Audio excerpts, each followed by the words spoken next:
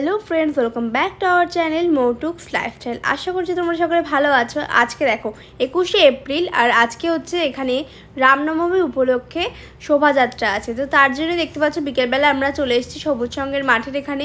তো দেখতে পাচ্ছ এখানে কিন্তু 2টোর সময় জমায়েত হওয়ার কথা ছিল, তো এখন কিন্তু যাত্রা শুরু হয়ে গিয়েছে। এখন কিন্তু 5টা মতন বাজে। তো দেখতেই পাচ্ছ এখন কিন্তু যাত্রা শুরু হয়ে গেল। আমরা তো শোভাযাত্রা অংশগ্রহণ করিনি, সেই কারণে আমরা এখান থেকে একটু ঘুরে আবার বাড়ি চলে গেছিলাম। তো আমাদের বাড়ির সামনে দিয়ে যখন শোভাযাত্রাটা যাবে তখন আমরা আবার এটাকে দেখতে পাবো। তো চলো এখন বাড়ি চলে যাই এখান থেকে। এখানে কিন্তু দেখতেই পাচ্ছ বিকেলবেলায় এখানে এত গরম থাকা সত্ত্বেও এখানে কত লোকজন এসে জড়ো হয়েছে। এখানে দেখতেই পাচ্ছ ডিজে বক্স বাজছে, এখন থেকেই কিন্তু নাচানাচি শুরু হয়ে গিয়েছে। তো দেখতেই পাচ্ছি এখানে কিন্তু জলও দেওয়া হচ্ছিল যারা এখানে এসেছিল শোভাযাত্রা অংশগ্রহণ করতে তাদের জন্য। তো যাই হোক, রাত্রেবেলা দেখো এখানে কিন্তু এখান দিয়ে এখন গাড়িটা যাচ্ছে। দেখতে যেটা ভীষণই সুন্দর লাগছিল, আর এত গরম ছিল সেদিনকে যে বলার বাইরে।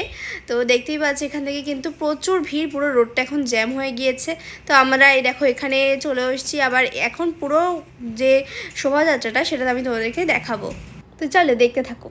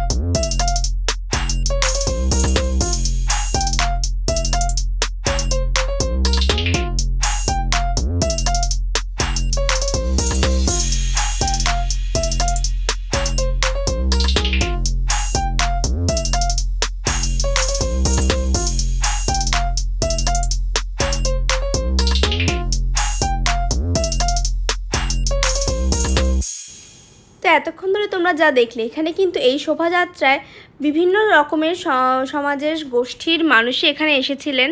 এখানে কিন্তু আদিবাসী গোষ্ঠীর মানুষেরা এসে নৃত্য প্রদর্শন করেছেন। এছাড়াও কিন্তু পুরুলিয়ার ছৌ নাচ, বিখ্যাত যে ছৌ নাচ, সেটাও কিন্তু এখানে আনা হয়েছিল, যেটা দেখতে ভীষণই ভালো লাগছিল। এটা আমরা অনেকক্ষণ দাঁড়িয়ে থেকে দেখেছিলাম। তো দেখতেই পাচ্ছ এখনও কিন্তু শোভাযাত্রা শেষ হয়নি, অনেকটা বড় শোভাযাত্রা ছিল।